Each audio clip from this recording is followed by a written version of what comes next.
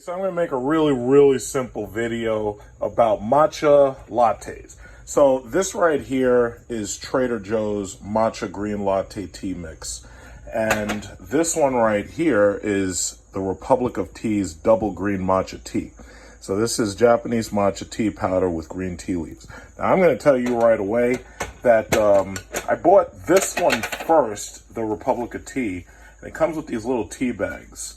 And I bought this one first, and the problem was that when I actually watched how Dunkin' Donuts makes their matcha latte, I realized that instead of having any tea bag of any type, what they actually do is they actually buy just the powder. Now, I had bought this Republic of Tea thinking that all I had to do was just tear the powder bag open and that I'd be able to use the tea in the exact same way. I found out really quickly I was wrong. It doesn't taste the same and it doesn't dissolve the same. In order for you to make a matcha latte, I recommend that if you have a Trader Joe's or another place around you that sells matcha tea, that you go and buy the actual powder. This stuff is very fine, and it's ground into a dust that easily dissolves very quickly. So it has about 220 calories per serving, and I guess that's let's see. I don't think that includes what you're going to add in if you put milk and if you add any sugar in. Now this one right here, because this one is simply, let's see, does this have a calorie count on it? No, this one doesn't seem to have a calorie count on it, which is actually kind of odd. But that's how much this one is. So the matcha lattes that you're going to get at Dunkin' Donuts typically are going to be over 400 calories, in between 400 and 600 possibly. Now, what I also have, just for comparison, is this Bigelow green tea. So this is a regular Chinese green tea right here. And this you absolutely cannot use if you want to make matcha tea. You have to buy matcha.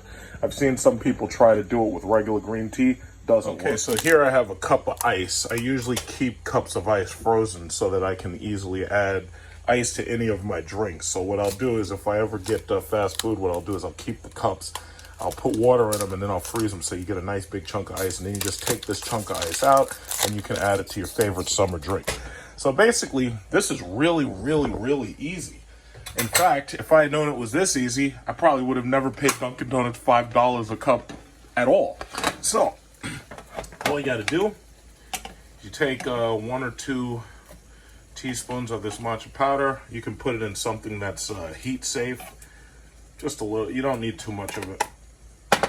This is a tablespoon actually, but whatever.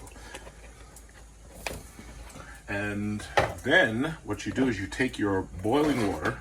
Boiling water I like because it dissolves better. Pour that right in there. If you want to add sugar, this is also the point where you can add sugar. You stir it up. It will dissolve properly into the boiling water. So what you do is you just put it in there. Then you add your sweetener, whatever that is, sweet and low, Splenda, whatever you so like. And if you like milk, you add milk. And if you don't like milk, you don't add milk. Ice block. And I'm using a big cup right here. So this is an old Speedway cup that I got when, during the summer it was nice and hot. So anyway, I take my super hot matcha.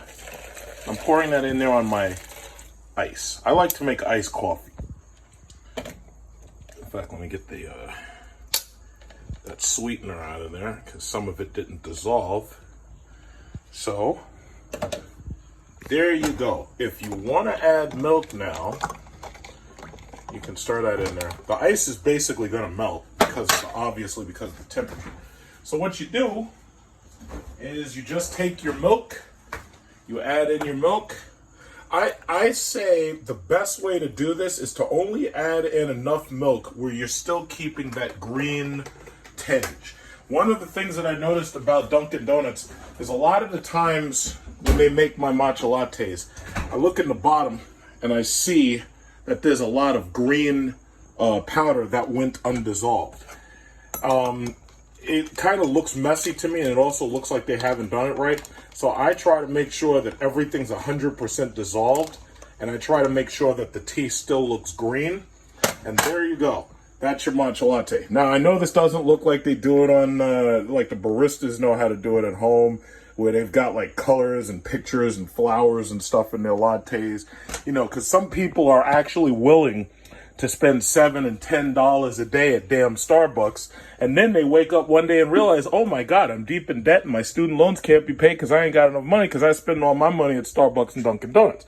So the thing about it is, I decided, you know what I was going to do? I was going to find out who sells this powder, and I was going to find out how is it that I can make my own matcha lattes at home so I don't have to pay Dunkin' Donuts $5 every single time I want to go somewhere and have a matcha latte. So now I've got my matcha latte. If you have a big thermos, you just add a top and you have a beautiful matcha latte. And as you can see, it took me less than 4 minutes to make it. All I had to do was boil the water, and that's it. And then you're ready to go on your way to your job or wherever you go during the day, and you're going to have a good time. And thank you, Trader Joe's, for having that matcha latte. Thank you so much. I love that tea powder. It's fabulous. Thank you so much.